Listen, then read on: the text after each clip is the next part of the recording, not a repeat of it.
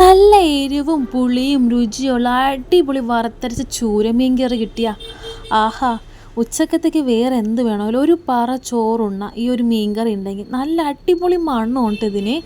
അപ്പം നമ്മുടെ നായകൻ ഇതാണ് കേട്ടോ. നല്ല അടിപൊളി ഫ്രഷ് ചൂരയായിരുന്നു കേട്ടോ. രാത്രി 2:30 മണിക്ക് പണി കഴിഞ്ഞ് വന്നപ്പോൾ ഇക്കാവ് കൊണ്ടുവന്നതാണ്.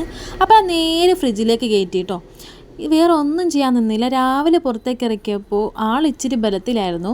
പിന്നെ എങ്ങനെയൊക്കെയോ ഞാൻ ക്ലീൻ ചെയ്തെടുത്തു. നമ്മളോടാണോ കളി? അപ്പോൾ നമുക്കിത് എങ്ങനെയാണ് ഉണ്ടാക്കണേ നോക്കാം അല്ലേ. അപ്പോൾ ഒരു പാൻ അടുപ്പത്ത് വെച്ച് അതിലേക്ക് 1 കപ്പ് തേങ്ങയാണ് കേട്ടോ നമുക്കിതിന് ആവശ്യം. നമ്മുടെ ഈ തേങ്ങ വറവലാണ് നന്നായിട്ട് നമ്മുടെ കറിയുടെ ടേസ്റ്റ് ഇരിക്കുന്നത്. തേങ്ങ എത്രത്തോളം മൂക്കാമോ അത്രത്തോളം മൂത്ത് വരുമ്പോഴാണ് കേട്ടോ കറിയുടെ കളറും മണവും രുചിയൊക്കെ ഉണ്ടാവുക. അതിലേക്ക് ഒരു പിഞ്ച് നമുക്ക് പെരിഞ്ചീരകം കൂടി ചേർക്കാം കേട്ടോ. അതിൻ്റെ കൂടെ ഉള്ളി, ഇഞ്ചി, വെളുത്തുള്ളിയൊക്കെ ഇട്ട് നന്നായിട്ട് വറുത്തെടുക്കണം. നല്ലതുപോലെ വറുത്തെടുക്കണം. ഒരു തരി എണ്ണ ഞാൻ ഇതിലേക്ക് ചേർക്കുന്നില്ല. അതിൻ്റെ ആവശ്യമുണ്ടെന്ന് തോന്നുന്നില്ല. കാരണം ഒന്നാമത് നോൺ സ്റ്റിക്ക് പാനിലാണ് നമ്മൾ വറുക്കുന്നത്. അപ്പോൾ എണ്ണൻ്റെ ആവശ്യമില്ല. പിന്നെ കൂടെ കുറച്ച് കറിവേപ്പിലയും കൂടി ഇട്ടിട്ട് നന്നായിട്ട് വറുത്തെടുക്കണം.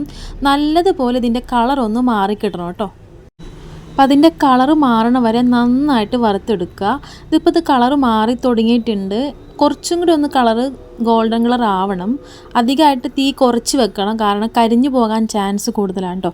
അപ്പം നല്ലോണം തീ കുറച്ച് വേണം നമ്മൾ ഇതിലേക്ക് വറുത്തെടുക്കാൻ. അപ്പോൾ ഇതിൻ്റെ ഒപ്പം കുറച്ച് മഞ്ഞൾപ്പൊടി, ഒരു 2-3 ടീസ്പൂൺ മല്ലിപ്പൊടി, പിന്നെ ഇതിലേക്ക് 2 ടീസ്പൂൺ സാധാരണ മുളക് പൊടിയാണ് കേട്ടോ ചേർക്കുന്നത്.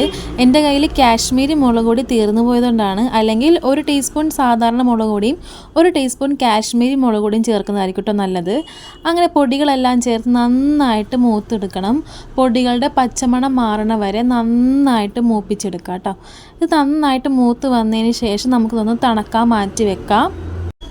ഇത് തണുത്ത് വന്നതിന് ശേഷം നമുക്കൊരു മിക്സിൻ്റെ ജാറിലെടുത്ത് നമുക്കിത് നന്നായിട്ടൊന്ന് അരച്ചെടുക്കാം കേട്ടോ.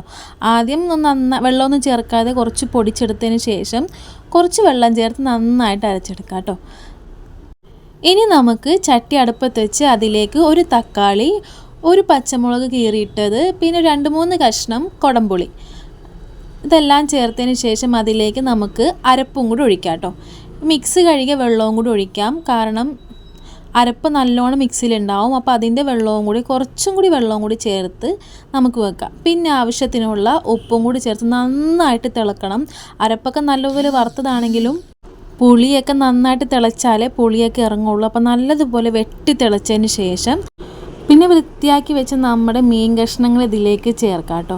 ഞാൻ ഒരു മീൻ മൊത്തം ഞാൻ ഇതിലേക്ക് എടുത്തിട്ടില്ല. കുറച്ച് മീൻ വറുക്കാൻ വേണ്ടി മാറ്റി വെച്ചിട്ടുണ്ട് കേട്ടോ. അപ്പോൾ ഒരു മീഡിയം ഫ്ലെയിമിൽ അടച്ച് വെച്ച് നമുക്കൊന്ന് വേവിച്ചെടുക്കാം. ഒരു 10 മിനിറ്റോളം നമുക്കിതൊന്ന് തിളപ്പിച്ചെടുക്കാം.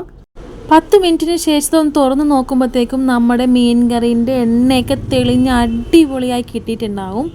നല്ലതുപോലെ തിളച്ചതിന് ശേഷം നമുക്കിതൊന്ന് ഓഫ് ചെയ്ത് വെക്കാം കേട്ടോ. നല്ലൊരു സ്മെല്ലാണ് ഈ ഒരു സമയത്ത് മീൻ കറിക്ക്. തേങ്ങൻ്റെയൊക്കെ നല്ല സ്മെല്ലായിരിക്കും കേട്ടോ. ഈ ഒരു മീൻ കറി ഉണ്ടെങ്കിൽ പിന്നെ വേറൊരു കറീൻ്റെ ആവശ്യമില്ല കേട്ടോ. ഒരുപാട് ചോറ് നമ്മൾ കഴിച്ചു പോകും. അപ്പം നമ്മുടെ മീൻ കറി റെഡി ആയിട്ടുണ്ട്. നമുക്കിതൊന്ന് ഓഫ് ചെയ്ത് മാറ്റി വെക്കാം കേട്ടോ. ഇനി വേറൊരു പാൻ അടുപ്പത്ത് വെച്ച് അതിലേക്ക് നമുക്ക് കുറച്ച് വെളിച്ചെണ്ണ ഒഴിച്ച് കുറച്ച് ഉലുവ, ഒരു 1/2 ടീസ്പൂണോളം ഇല്ല, അത്രയും ഒരു ഉലുവ ഇട്ട് നമുക്ക് നന്നായിട്ട് പൊട്ടിച്ചെടുക്കാം. അതിന് ശേഷം നമുക്ക് ചെറിയുള്ളി ചെറുതാക്കി അരിഞ്ഞത് കുറച്ച് അധികം ഇരുന്നോട്ടെ കേട്ടോ. എന്നിട്ട് നന്നായിട്ട് നമുക്കിതൊന്ന് മൂപ്പിച്ചെടുക്കാം കേട്ടോ. ഈ ഒരു പ്രോസസ്സാണ് കേട്ടോ നമ്മുടെ മീൻ കറീൻ്റെ സ്മെല്ല്.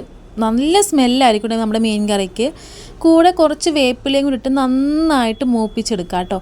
ഇതിൻ്റെ കളർ നന്നായിട്ട് മാറി വരുന്ന വരെ നമുക്കിതൊന്ന് മൂപ്പിച്ചെടുക്കാം. എന്നിട്ട് നമുക്കിത് നേരെ നമ്മുടെ മീൻ കറിയിലേക്ക് തട്ടാം. മീൻ കറി എല്ലാവർക്കും ഭയങ്കര താല്പര്യമാണ് കേട്ടോ. 2 ദിവസം മീൻ കൂട്ടാതെ ഇരുന്നിട്ടുണ്ടെങ്കിൽ പിന്നെ മീൻ കിട്ടണ വരെ ഒരു സമാധാനം ഉണ്ടാവില്ല. അപ്പം നമ്മുടെ സ്പെഷ്യൽ മീൻ കറി, വറുത്തരച്ച മീൻ കറി റെഡി ആയിട്ടുണ്ട്. അപ്പോൾ ഇതെല്ലാവരും ഒന്ന് ട്രൈ ചെയ്ത് നോക്കണം. ഇത് കുറച്ച് നേരം അടച്ച് വെക്കണം. ഇത് നാളത്തേക്ക് എടുത്താൽ അടിപൊളിയായിരിക്കും. പക്ഷെ നമുക്കിപ്പോൾ അതിനുള്ള ക്ഷമയൊന്നും ഇല്ലാത്തതുകൊണ്ട് നമ്മൾ ഇതിപ്പോൾ തന്നെ എടുക്കാണ്ട് ഉച്ചക്കത്തേക്കാണ് നമ്മൾ ഇതെടുത്തിരിക്കുന്നത്. അപ്പം നല്ല അടിപൊളി മീൻ കറിയാണ്. എല്ലാവരും ഇത് ട്രൈ ചെയ്ത് നോക്കിയിട്ട് ഫീഡ്ബാക്ക് അറിയിക്കണം. അപ്പം നമ്മുടെ തലയാണ് കേട്ടോ, മീനിൻ്റെ തല. ആഹാ, അന്തസ്, വേറെ ഒന്നും വേണ്ട. അപ്പോൾ ബൈ.